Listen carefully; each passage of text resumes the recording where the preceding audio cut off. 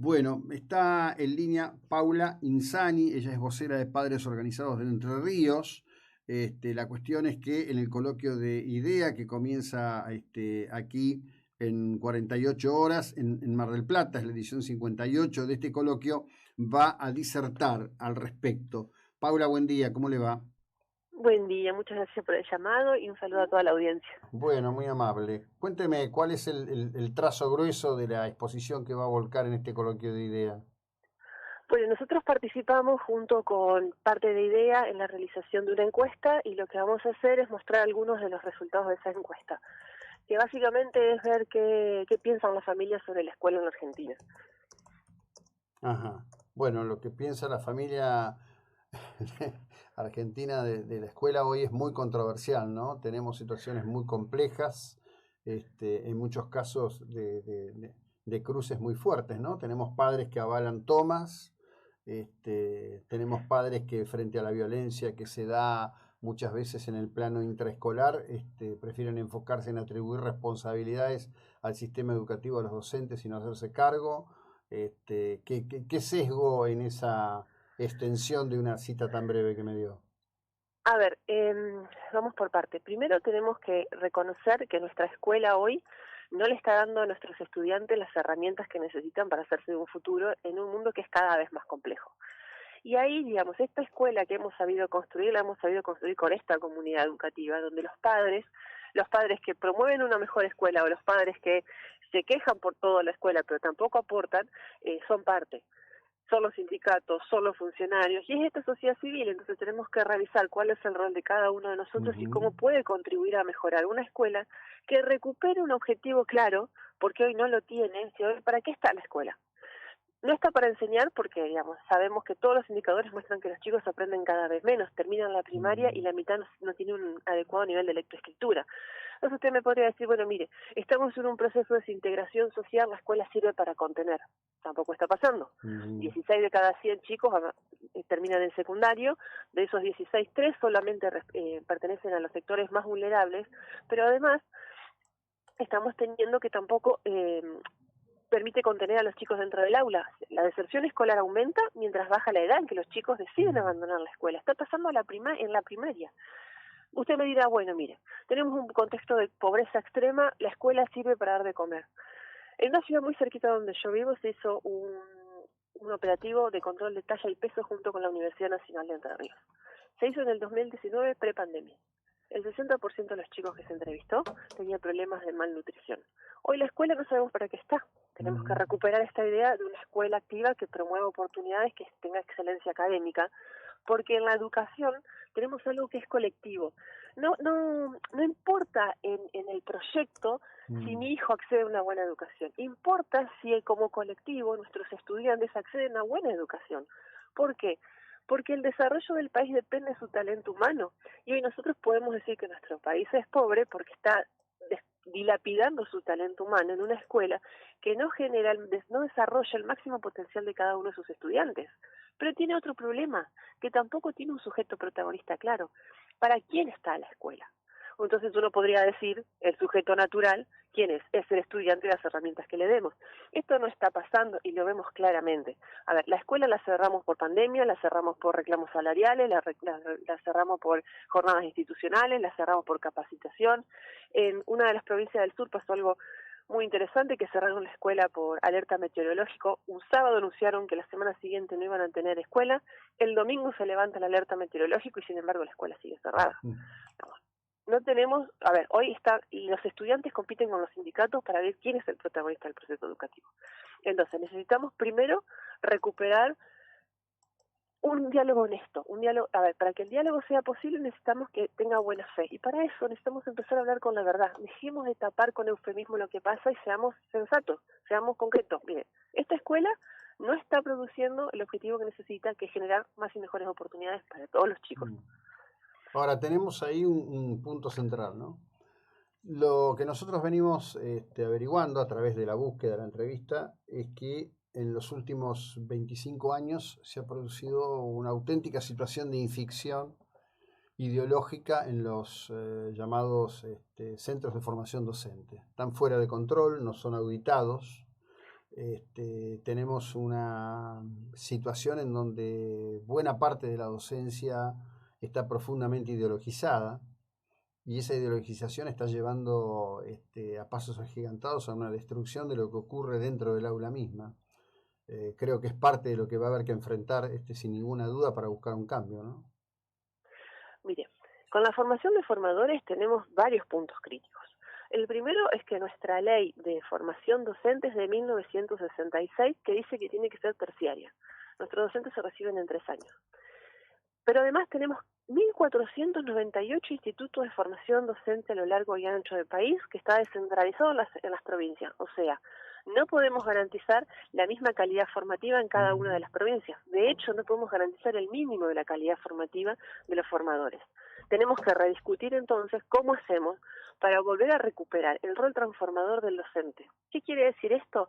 Que los mejores de nosotros elijan la docencia, porque la docencia es lo que más impacta en el futuro de cada uno de los países. Para eso, obviamente, necesitamos mejorar las condiciones laborales. Ahora, no va a haber mejora posible si nosotros seguimos sosteniendo el nivel de licencia que tienen autorizados los docentes, los niveles de ausentismo escolar que, por ejemplo, Neuquén publica ayer o antes de ayer, no lo recuerdo bien, que el 50% de sus docentes están faltando al aula. Tampoco lo vamos a poder solucionar si vemos que las provincias están pagando de 2 a 3 sueldos docentes por cada docente que está en el aula. Ya, pero además, el docente hoy, la única posibilidad que tiene de hacer carrera es saliendo del aula. Entonces, estamos teniendo un sistema que la verdad que no contribuye a la calidad académica. Y sí necesitamos que los mejores de nosotros estén frente al aula porque son los que están contribuyendo a construir un futuro. Y la verdad es que necesitamos una docencia muy responsable. Y esto es polémico, pero no deja de ser cierto. La formación docente la pagamos entre todos. Los institutos de formación docente son de acceso gratuito. Ese docente que se recibe tiene el trabajo asegurado, mal pago, con malas condiciones, con mejores condiciones, pero la comunidad está garantizando una salida laboral. Tiene un compromiso con su comunidad que es ineludible, tiene una responsabilidad enorme que hoy no la estamos viendo porque estamos viendo una educación que está corporativizada en sindicatos, que no permite pensar que el sujeto protagonista del proceso educativo es el estudiante y no el sindicato docente. Sí, sí, claramente. Bueno, pero es todo un combo que se fue armando, que tiene un sesgo ideológico muy fuerte y muy profundo. Yo he tenido aquí oportunidad de conversar con estudiantes de los institutos de formación docente que están en Mar del Plata y muchas veces dicen, bueno, nosotros, esto me lo decían 2 chicas hace poco, no, nosotros tenemos una estrategia, dice, respondemos en determinadas cursadas sabiendo ya lo que el docente quiere escuchar, dice, porque si no te bochan, ¿no? Lo cual, digamos, habla bien de que tengan una estrategia, pero es horroroso lo que está pasando. Por eso a mí me importa tanto poder exponerlo. Sí, porque aparte necesitamos pensar una formación docente de calidad. Y esto no es menor. Mire, en mi ciudad hay un instituto de formación docente. En el 2021, que es el dato que conozco, se recibieron 10 profesionales. De esos 10, 7 tenían una comprensión lectora insuficiente. Tenemos docentes que no tienen la costumbre de leer y tampoco entienden bien lo que leen. Entonces, ¿qué pueden dar en el aula? Ni siquiera llegamos a la parte del impacto de la ideologización y la lectura de la historia a través de un lente, de un sesgo, que es lo que uno cree, lo que uno piensa, lo que uno milita. Antes de eso, tenemos docentes que no son capaces de leer y escribir de manera adecuada. No podemos pensar que ese docente tiene las competencias necesarias para poder enseñar. Entonces necesitamos mejorar la calidad docente, necesitamos recuperar el rol transformador del docente dentro del aula. Sí, sí, por supuesto que sí, tiene que ser central, es decir, tiene que recuperar el prestigio, ¿no? Pero además, digo, todo esto va de la mano en una degradación en donde la violencia se ha instalado dentro, yo no sé qué pasa en su provincia, ustedes de Entre Ríos. Acá estamos espantados de la violencia que hay, han ocurrido recientemente hechos muy delicados, no pasa solamente en escuelas públicas, atraviesa todo el sector y permanentemente hay como una actitud de, y bueno, son cosas, son chicos, pero la violencia es reprensible siempre y no puede ser tolerada, ¿no? Es decir, hay una degradación muy, muy fuerte del criterio de autoridad. Bueno, porque estamos viviendo uno de los fenómenos más riesgosos que por ahí podemos vivir como país, que es la anomia. Y esto, si usted me permite una reflexión, digamos, no solamente no es menor, sino que lo hemos incentivado no solamente con el desprecio a la ley y a la norma, sino además generando normas que son muy inútiles y muy irracionales. Usted recuerde que nosotros cerramos las escuelas durante 1 año y medio sin ningún tipo de evidencia científica. Hay 6 provincias que levantaron el uso del barbijo el 21 de septiembre de este año. ¿Bajo qué fundamento? Ninguno. Ni para sostenerlo ni para sacarlo el 21 de septiembre. ¿Qué cambia el 21 que el 19? Después de 2 años y el 90% de la población vacunada. ¿Qué hace que haya normas que son irracionales, que son ilógicas, que no tienen sentido, que uno no le dé importancia, que uno sistemáticamente las saltee porque no sirven, porque saben que no tienen fundamento? ¿Cuál es el límite de pensar, de mi mirada subjetiva, de que esta ley y esta norma no tiene sentido y otra sí? Ninguno. Por eso necesitamos nosotros recuperar también funcionarios que tengan profesionalización y capacitación y capacidad técnica. Necesitamos también recuperar una idea de Estado y de funcionarios que sepan lo que hacen, que tengan formación profesional, Sí, que claro. haya una idea de servicio público, porque lo que estamos viviendo hoy es esto, es la anomia social y es sumamente peligroso, porque deja de haber ley, y cuando deja de haber ley lo que aparece es esto, es la violencia, es la ley de la selva.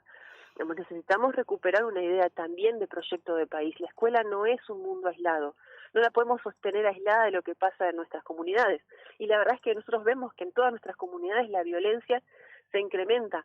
Los otros días hablábamos en un grupo de trabajo y decíamos esto, estamos todos muy irascibles, estamos todos muy sobrepasados por la realidad. Esto es muy peligroso. Entonces, la escuela es un reflejo de lo que está pasando, no es una isla. Necesitamos abordar la cuestión de la violencia de manera integral.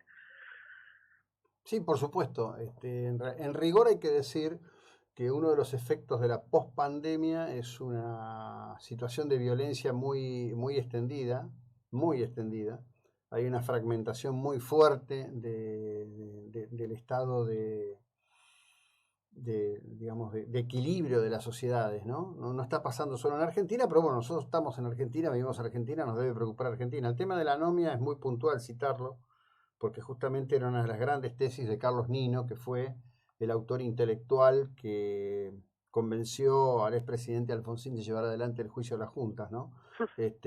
Nino lo veía justamente como un pase, un rito de pase, la condena a las juntas militares, para decir construyamos una sociedad basada en derecho y salgamos de la anomia, ¿no? Bueno, la tarea está pendiente, evidentemente. Sí, a compasos y retrocesos, la verdad que tenemos una situación social muy compleja. Y ahí es donde nosotros, y retomando la idea de la educación, tenemos mucho para aportar. Mire, en principio, no tenemos que perder esta idea de que el país que soñamos, el país que es ese país que decimos nos da esperanza, nos estimula, nos permite levantarnos todos los días y bueno, vamos a seguir para adelante, vamos a seguir empujando, ese país se construye en la escuela. Entonces, si podemos acordar que la escuela es importante para generar futuro, todos nosotros tenemos mucho para aportar, la sociedad civil tiene mucho para aportar. Lo primero es sostener la idea de que la escuela importa en la agenda pública, que eso creo yo ha sido uno de los grandes aportes de padres organizados, y poner la escuela en la discusión pública. Lo segundo que podemos hacer es ser el contrapeso de una organización sindical que tiene un poder de fuego enorme y que hace que hoy el costo político de no hacer nada no sea alto. Nosotros necesitamos que los funcionarios, los tomadores de decisión, que hoy tienen que estar incentivando las reformas educativas, sepan que si no lo hacen, el costo político es mucho más alto. Pero además, necesitamos más solicitar, presionar, exigir más y mejor información y transparencia, no solamente en cuál es el presupuesto y cómo se gasta, sino también en cómo se toman las decisiones. Usted piense que el Consejo Federal de Educación tiene sentado a la mesa definiendo políticas educativas a los sindicatos, y nosotros como sociedad civil nos enteramos solamente cuando aparecen las resoluciones. ¿Por qué no pensar una transmisión en vivo de lo que ahí pasa, como pasa en la Cámara de Diputados, por ejemplo, y ya solo con eso generamos más transparencia? Pero además necesitamos incrementar nuestra intolerancia a la corrupción. La necesitamos triplicar, cuadriplicar, elevarla a la enésima potencia. ¿Por qué? Porque malversación de fondos significa que hay menos escuelas. Miren, en mi provincia tenemos un ex gobernador condenado por corrupción, no sospechado, condenado por corrupción. Malversó $50 millones. Son 20 escuelas modelo. No es menor incrementar nuestra intolerancia a la corrupción. Pero además, necesitamos nosotros ponernos de acuerdo en qué escuela queremos, para qué país y cuáles van a ser los valores que esa escuela va a sostener. Y nosotros creemos de Padres Organizados que tenemos que volver a una escuela hacedora de oportunidades. ¿Qué quiere decir esto? No importa dónde naciste. La escuela te va a dar la posibilidad de hacerte de un futuro. Y esto no es menor porque nosotros lo que estamos viendo en todo este proceso de anomia y desintegración social, que el ascenso social hoy está más vinculado al clientelismo político y al narcotráfico que a la posibilidad de hacerte un proyecto de vida propio.